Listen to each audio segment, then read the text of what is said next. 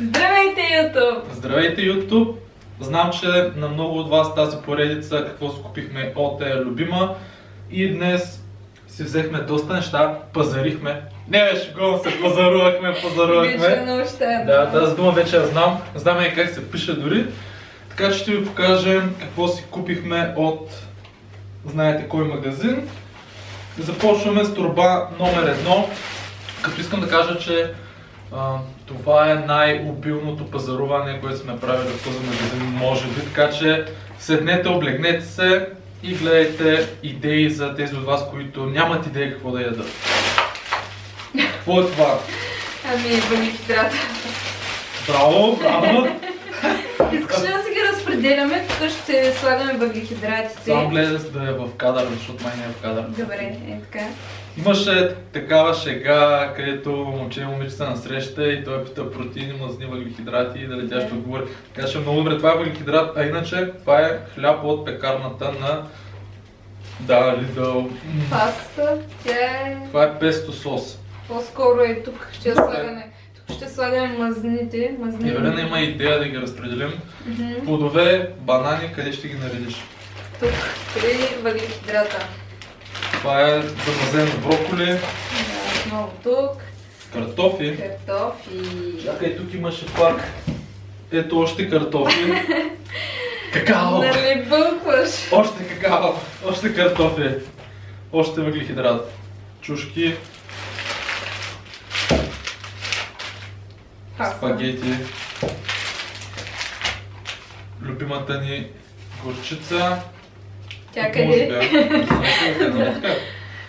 Сода картоф. Сода картоф, касова бележка. Това е мандарин, това са мандаринки, да. Сега само въглехидрат сме взели. Да, това е положението, ще е толкова, не? Авокадо. 2 броя. Коя торба? Да, тази.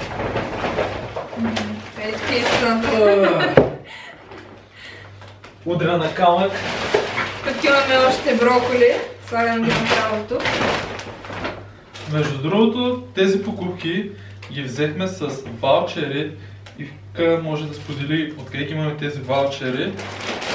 Ваучерите ги имаме подарък от майка, която спечели ваучери. Да, на Sodexo, които могат да бъдат използвани навсякъде. Да. И ние решихме да ги инвестираме в възможно най-доброто, т.е. нашето здраве. И се взехме доста продукти от... Няма да казвам магазин, Деде, няма да правим реклама. Още броколи. Да. Те се справят достатъчно добре без реклама. Капваме поне по един пакет на ден, затова сме взели толкова много броколи. Да. Тук пак има паста, да е малко по-разнообразна, да не е просто спагети, а панделки. Тортила питки, които знаете преди си правихме пици с тях, а сега правим банички. Преди да започнем да снимаме това видео, изядох 3 банички на да, ще да кажем. Тук към въглехидрата ще... Нямаш ли рецепта на тях? Нямам, мога да направя. Да, може да направи. Ако искате да видите как да си направите баница от тортила питки, напишете баница. Да. Замразени горски плодове. Да. Като гледам, ние сме взели само за зеленчуци и плодове, така че... Ами да, ние наблягаме доста. Ориз. Ориз. При пастата, залитам май не стигне масата. Май да.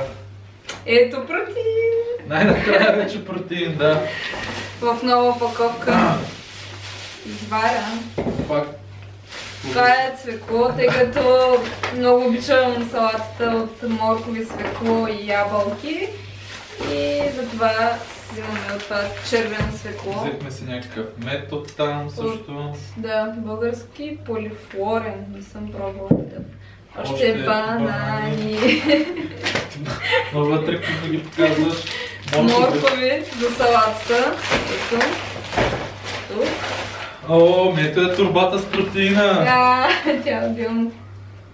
Мляко. Да, и между другото, като сме в магазина в Lidl, винаги има една приятелка на майка. На майка ми, да, която ни гледа в кошницата и всеки път ме пита какво честно казано, не е само тя. Смисъл да забелязваме как доста хора наблюдават какво си взимаме. Така че тези видеа, вярвам, че наистина на някои хора много им помагат, понеже много хора не знаят къде да започнат да се вземат храни, които да им помогнат в тяхното постигане на целите. Прясно, пуешко, бутче и... 2 броя, нали така? Да, 2 броя. И 2 броя пилешка... Пилешко обезкостено бедро, без кожа. Да, пилешка пържола от бут, без кожа от бедро. Слагам. Заквасена сметана. Да. Така, това беше... Всъщност... Мазнините. Да, това беше от Lidl и тук ще ви покажем още... Нямаше да казвам името, но съм зле, как ти даш? Ще го изтрия. Не, идеално ще стане според мен. Да, но ще ви покажем какво друго си взехме, като ваучерите бяха на стойност 100 лева и ние взехме тези неща без да ги смятаме, абсолютно. Даже бяхме на касата и Евелина не беше взела този буркан с чушки и си каза, ще отида да взема чушки. Върна се и сметката беше 99.91 стотинки. Така че без да ги смятаме, точно използвахме ваучерите. Така, опа! Даже жената на касата ни попита, вие да не ги смятахте на калкулатора, не.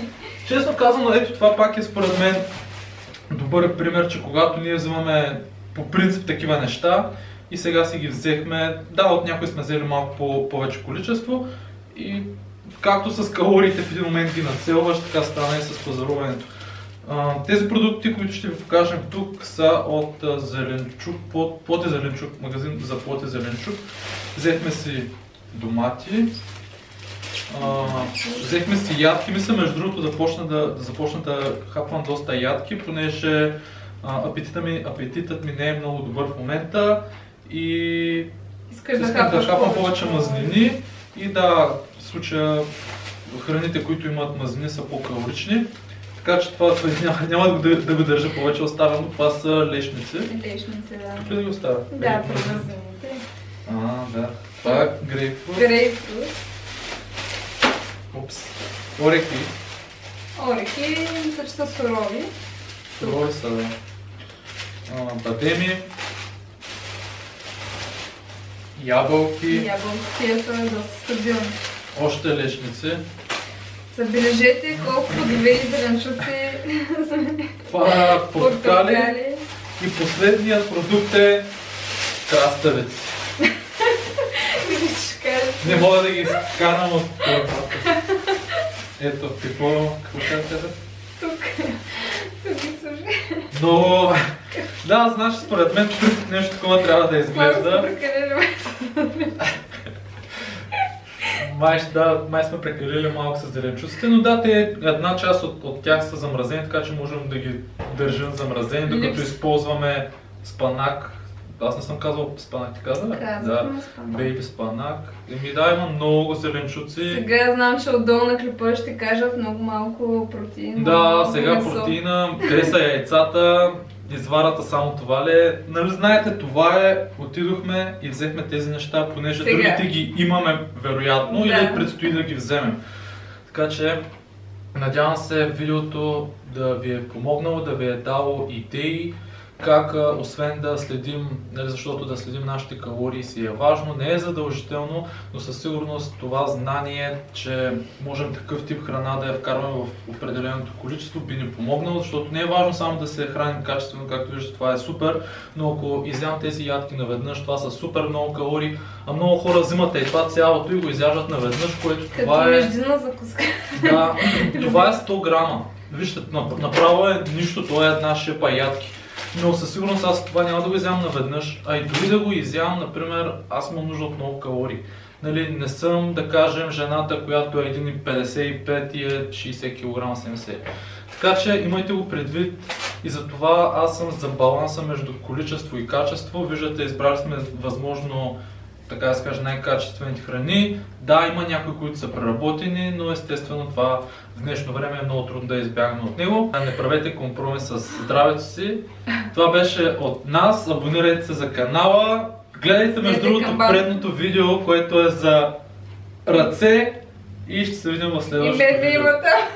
Даже и Велена има. Да. Айде, чао, затваряй видеото. Чао. I've seen the end, I've seen pain. Watch my loved ones slip away.